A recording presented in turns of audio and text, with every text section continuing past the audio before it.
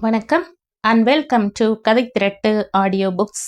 இந்த வீடியோவில் நம்ம என்ன கதை கேட்க போகிறோம்னா அவன் சிறுகதை.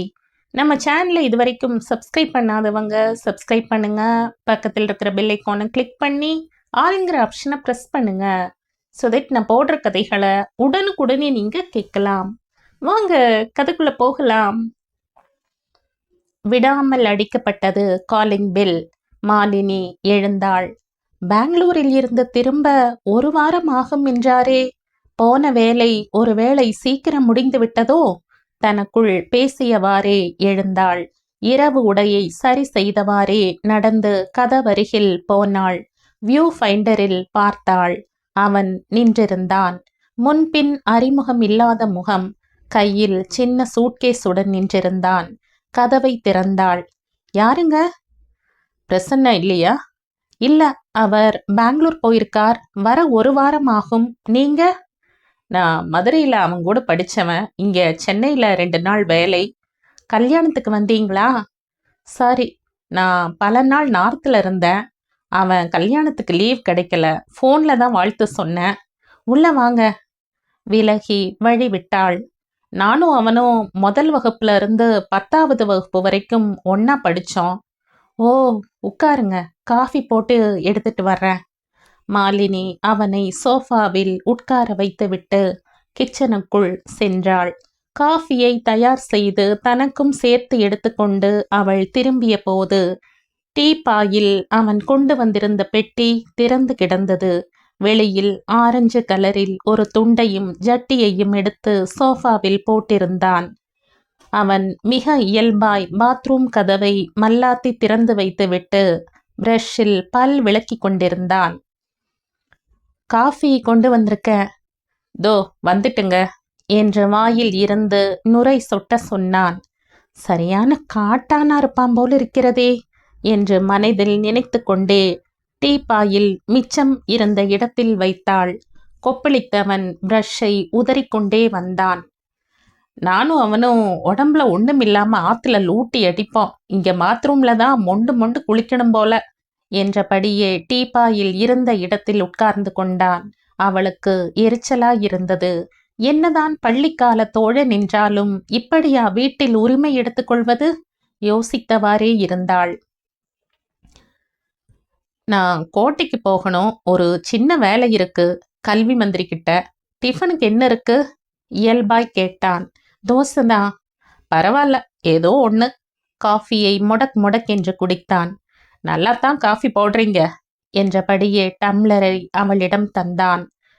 நான் குளிச்சுட்டு வந்துடுறேன்.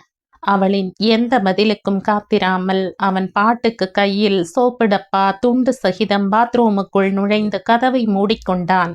கொஞ்ச நேரத்தில் உள்ளே தண்ணீர் தலைமேல் ஊற்றிக்கொள்ளும் சப்தம். என்ன விலை அழகே என்று பாட வேறு ஆரம்பித்திருந்தான். பிரசன்னாவுக்கு ஃபோன் போட்டு பிலு பிலுவென்று ஒரு பிடி பிடிக்க வேண்டும் என்று முடிவு செய்தவாறே கைபேசியை எடுத்தாள். வீட்டு அட்ரஸை யாரை கேட்டுட்டு கொடுத்தீங்க என்று கேட்க வேண்டும் என்று தீர்மானித்து அவன் எண்ணை அழுத்தினாள். நீங்கள் தொடர்பு கொள்ள விரும்பும் நபர் தொடர்பு எல்லைக்கு வெளியில் இருக்கிறார் என்கிற தகவல் குரல். எரிச்சலுடன் கைபேசியை தூக்கி போட்டாள். ஃப்ரிட்ஜில் இருந்து மாவை எடுத்து வெளியில் வைத்தாள்.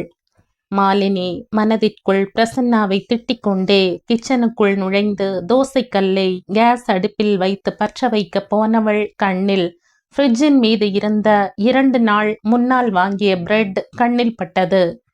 மாவை தூக்கி ஃப்ரிட்ஜில் வைத்தாள்.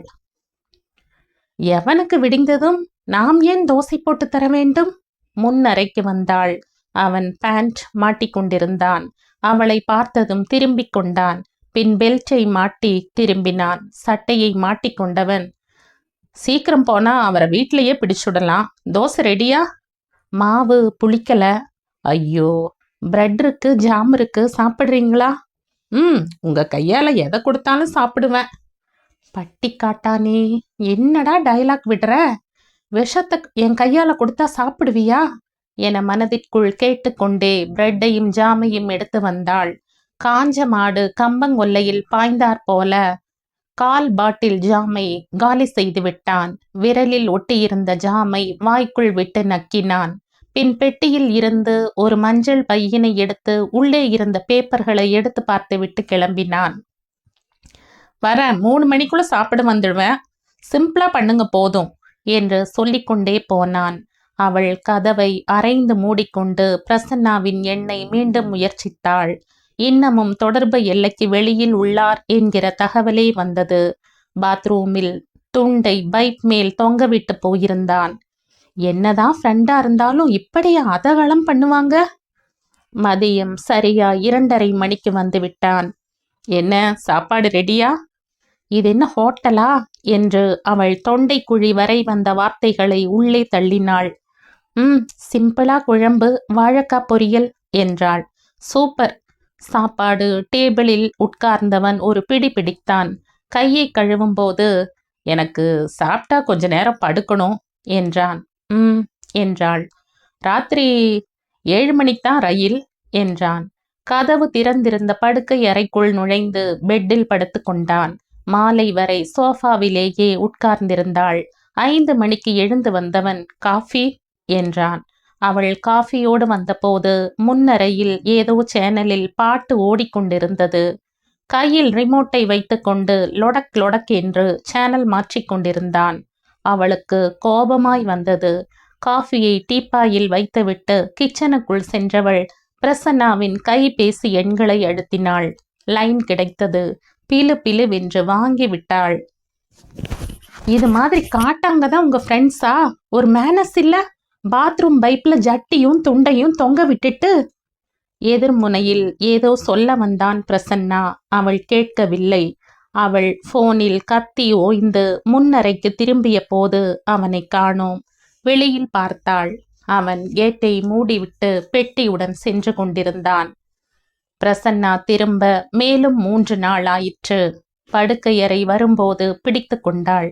என்ன ஆசாமி இந்த ஃப்ரெண்ட், கொஞ்சம் கூட இங்கிதம் இல்லாம? அவள் தொடர்ந்து பேசிக்கொண்டே போக காத்திருந்தான். முடிச்சிட்டியா? அவள் தன் மேல் போட்ட அவன் கையை தட்டி விட்டாள். சொல்லுங்க என்றாள் கொஞ்சம் அசிரத்தையாக. அவன் ரொம்ப நல்லவன்.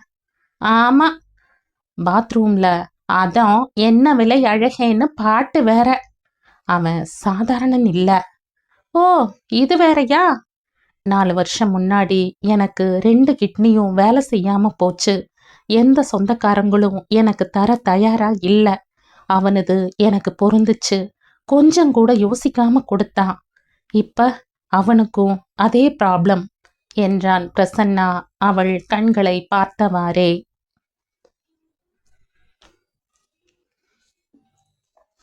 2011ஆம் ஆண்டு வெளிவந்த சிறுகதை இது. இந்த கதை உங்களுக்கு பிடிச்சிருந்தா லைக் பண்ணுங்க, ஷேர் பண்ணுங்க, சப்ஸ்கிரைப் பண்ணுங்க. மற்றும் ஒரு இன்ட்ரெஸ்டிங்கான கதையோட அடுத்த வீடியோல சந்திப்போம். பாய். தேங்க்யூ.